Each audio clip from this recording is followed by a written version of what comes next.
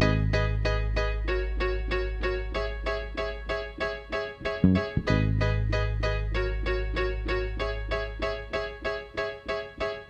need a dollar, dollar, dollar, that's what I need. Hey guys, it's Mr. Duran with AP World History, and hopefully you watched that video of Neil deGrasse Tyson at the beginning of this lesson, where he kind of talks about the motivations of human beings and the three great motivators being religion, war, and economics. We're going to expand that in this class. I think that's a really good way to kind of break the ice, but we're actually going to expand that, and we're going to have six major motivators. We're going to have economics, religion, government and power, philosophy, disease, and finally war. The first one we're going to talk about is economics. We are going to do a little bit of this in class, but I want to just get some of the content stuff out of the way. Um, if you've ever heard a definition of economics, it probably is something like, how we manage money or how societies manage money, but that's not really what economics is. In fact, you could teach an entire economics course and never, ever, ever bring up money. Um, Before we really look at a definition for economics, what we're going to do is we're going to talk about the three problems that economics is attempting to solve. So there are three problems in economics. The first problem is there are a lot of human beings. How many human beings are there? Well, right now there are somewhere between about 7 to 7.5 billion people on the planet, and very soon that number will hit 8 billion. This is a chart that kind of explains like where human population has hovered for millennia. If you go all the way back to the beginning, regardless of what you consider that to be, from the beginning, especially starting around 4000 BC or so, you can see that human populations kind of hovered right around about 1 billion people. This is people in billions, and this is the timeline. You can see human population hovered right around 1 billion or so, and then all of a sudden in 1900, in the last 100 years, we have seen this unbelievable growth in human population. And so when we say that there are a lot of human beings, there are a lot of human beings. Second problem is that human beings need stuff. I'm using the word stuff here basically like you'd use the word resources. Human beings need food, they need shelter, they need water, they need clothing, they need space, they need stuff. And hopefully you can guess what the third problem is. There are a lot of human beings. Human beings need stuff. And the real problem here is that there's limited stuff. There's not enough stuff to go around. There wasn't enough stuff to go around for the billion people that were on the planet. And so imagine how much more difficult it is to meet the needs and demands of all the other people who have been born since 1900. So let's get into a working definition. What exactly is the definition of economics? The way humans organize themselves in order to make the most resources available to meet the most human needs. How do we take the stuff that we have? How do we take that stuff and how do we distribute it in such a way that it's fair, it's equitable, and the most people have the most needs met.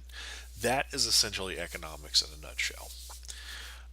Notice something. Again, as I've already pointed out, what word do you not see in this definition? Not one time do you see the word money. And that's because economics, it involves money, but it's mostly about how do we get these resources into people's hands. In fact, that's all money really is. Money is there to kind of represent and stand in the place of resources. After saying that you could teach an entire economics course and never talk about money, let's talk about money. Okay, types of money. There are three types of money. The first type of money or money system is going to be something called barter. Barter is objects and possessions that are traded for the objects and possessions of another party. And so I have something, you have something, let's trade. I have apples, I really hate apples. You have oranges, you really hate oranges. And let's trade. And that is basically barter. Barter is when you're taking physical resources and you are basically trading them for other physical resources. This is the oldest and most ancient system of money. There are some advantages and disadvantages to the barter system. First of all, a major advantage to the barter system is that when you trade something, you have something you can immediately use. So if I trade for rice or I trade for apples or something, I can immediately eat that rice or I can immediately eat those apples. But if I trade for something and I get cash back, I have to then take that cash. I can't eat the cash. I could burn it, I guess, but that doesn't really do me much good. I then have to take that cash and then go use it to do something else. And so the one major advantage of barter is that you get something you can immediately use. No elaborate system in place, especially tax systems. I mean, a barter deal is pretty straightforward. I have something, you have something. Let's trade. Deal over. I mean, there's no real laws that you have to follow. There's no codes that you have to follow. Um, there's no tax, typically not a lot of taxes involved, and so the barter system is there's no elaborate system in place. Also, the system is a lot less inclined to greed. Now, you may think to yourself, "Well, that doesn't make much sense. I mean, why?" Well, the fact of the matter is when you're bartering, you're trading physical stuff for physical stuff. That means that there is a natural cap to how much stuff you're going to be able to trade for. Let's say you have 4 sons and 3 camels, and you take your 3 camels and your 4 sons down to the marketplace, and you're going to do business and you're going to trade for stuff. Even if you are extremely wealthy, there is a limit to what you can carry. Even if you have 15 camels, whether you have 1 or 15 camels. Now, the guy with the 15 camels is obviously going to have a much larger cap. But at the end of the day, he still essentially has a cap. There is a natural cap to how much stuff that you can barter for because you got to carry that home. You got to carry that stuff home. And so as a result, barter systems are less inclined to greed. Now, compare that to money systems or fiat systems, which we're going to talk about later. It's all digital today. And so, in theory, the amount of wealth that you could accumulate, there is no cap. I mean, you can accumulate an infinite amount of wealth. Now, obviously, there's only so much money you can take before you damage the economy, but still, there is not really a natural cap. Okay, but a major disadvantage of the barter system is that exchange is not always fair. How many chickens is a cow worth? Um, there's not really an answer to that question. What is a chicken worth? Well, a chicken is worth a chicken. Um, Sometimes you're gonna be in a situation where the exchange is not always fair, and you're going to be trading things or giving things up, or maybe even receiving things that are not equal to the amount that you're trading for. And this can be a serious problem. This means that people can really take advantage of other people, especially if they're in desperate need of a particular product. And the exchange is not always simple. Let's say you have a ton of corn, but what you really need is rice. You have a ton of corn, um, but you really need rice or something bad's going to happen. So you go down to the marketplace. The first thing you have to do is you have to figure out, okay, I got to find somebody who has rice. Then, when you find the person that has rice, you better hope that you have something that you can afford to exchange with them for that rice. And I bring up the corn because let's say you have a ton of corn, but everybody has corn, nobody wants corn. It doesn't matter how much corn you have. If everybody has it, nobody wants it. You're not going to be able to use that to exchange for anything. And so all this corn that you have, although you have a ton of it, it's basically useless. And so the barter system is not always fair, and it's not always simple. In fact, it's rarely ever fair, and it's rarely ever simple. Now, the second type of money is something called commodity money. Commodity money is money that serves another purpose besides being money. And so corn is another good example. Salt is probably the most famous example. For example, the Romans used to use giant salt licks. They would take giant salt licks and they would use that to pay their soldiers because salt was basically a form of currency. But it also had another purpose. You could eat it, you could preserve meat, you could use it as a weapon. The Romans were famous for that, salting the crops of enemies so that their fields are basically useless. So salt has lots of other purposes besides just being used as currency. Same with flour, the same with corn, the same with seeds of any kind. If it has another purpose besides just being money, then it's commodity money. Major advantage of commodity money, it's a lot more standardized than barter systems. It's not completely standardized. There's still going to be some unfairness, but for the most part, it's a lot more standardized. Because remember, how much is a chicken worth? That's difficult to figure out. But if you have an object like corn or salt or something that you can use as currency, um, then it standardizes things a little more because now you can say, well, how much is that chicken worth? Well, chicken is worth half a salt lick. That makes more sense. That's a lot more standardized. Money has more than one purpose. One of the problems with regular money, fiat money, which we're going to talk about later, is that it's only money because the government says it is. And so if you have coinage or dollar bills that basically are representative of your kingdom, and then your kingdom gets invaded, that money is basically worthless. It's just metal and paper at this point. That money has no value.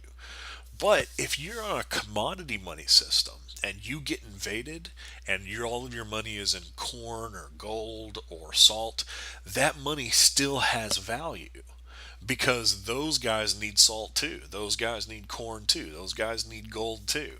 And so, since your money has more than serves more than one purpose, it can be a lot more useful, especially in unstable governments.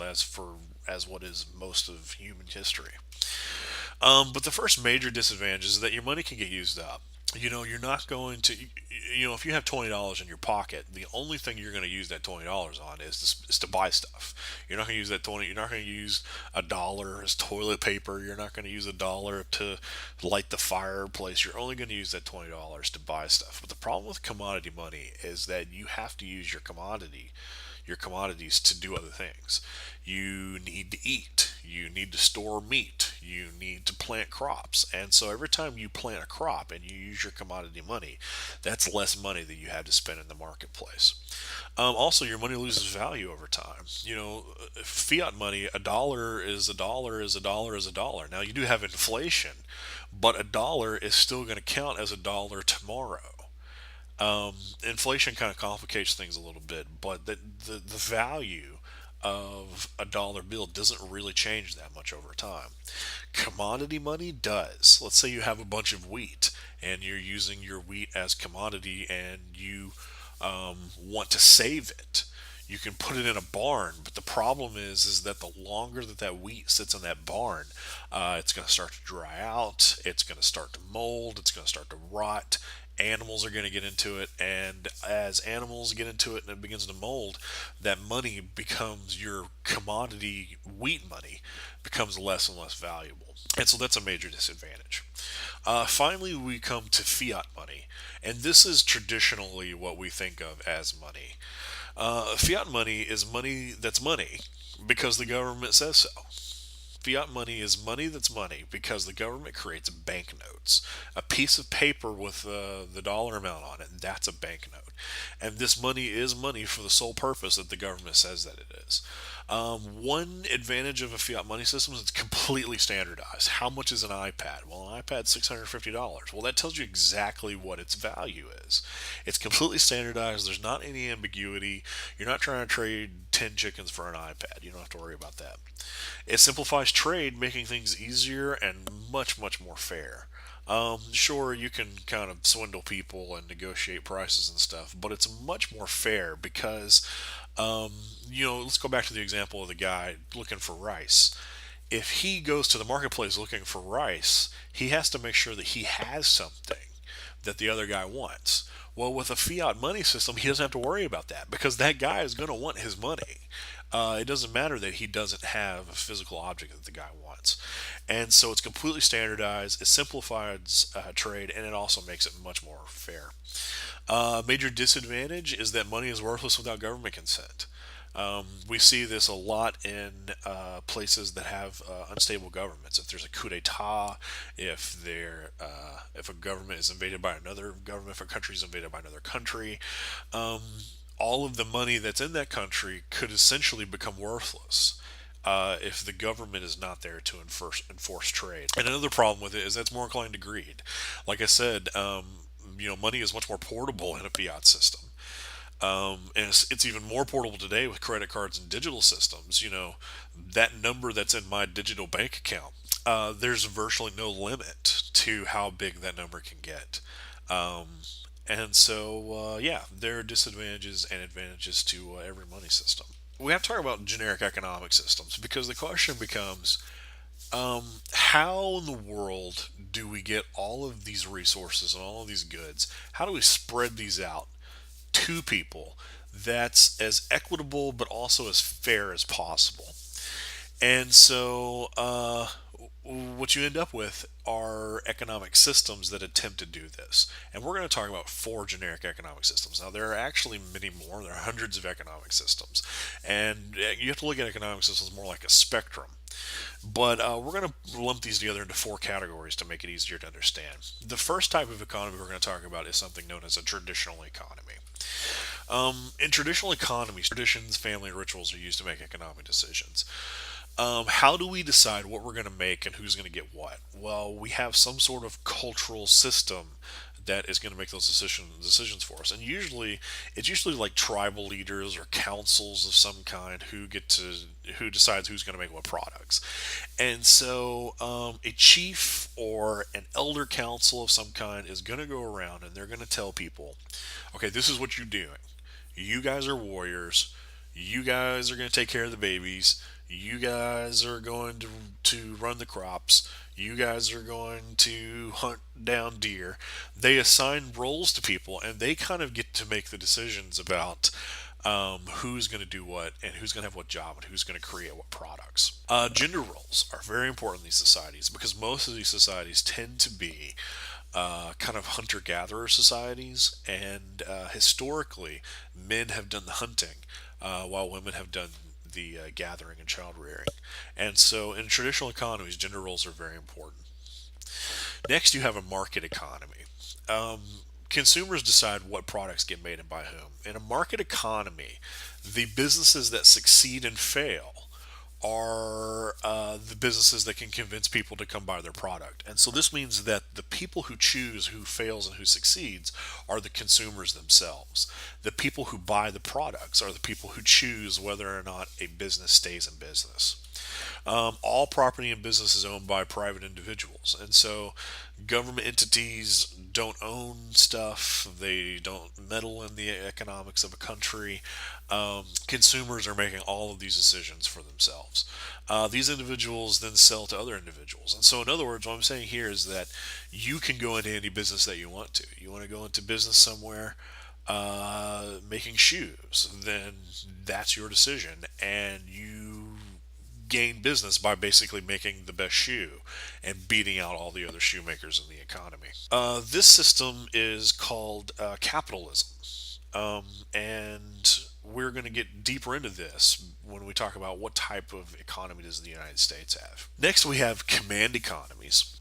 Command economies are basically where governments or some other entity decide what gets made and by whom. All property and business is owned by the government, or in some case, like a socialist. This is essentially socialism. A socialist might say that it's not really owned specifically by the government; it's really owned by everyone.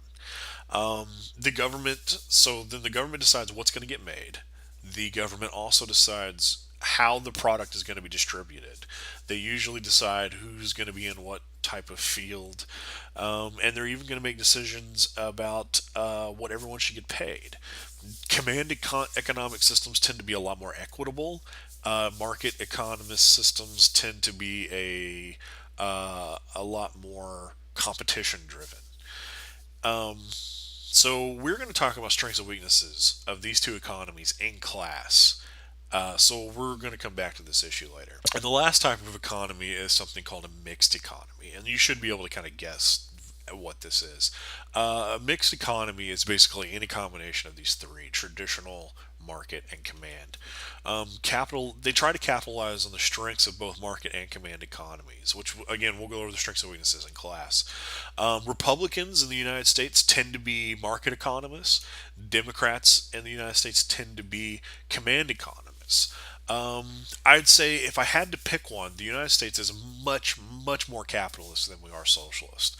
But there are still a lot of elements of our economy that are very command economy. Now, let's wrap this up. Economics is a major human motivator. Hopefully, as you've learned from Neil deGrasse Tyson. In fact, I would agree with Tyson that if we're going to go to Mars or we're going to have any other great, exploration or scientific breakthrough, the best way to have these breakthroughs is through economic return. War is a really terrible motivator.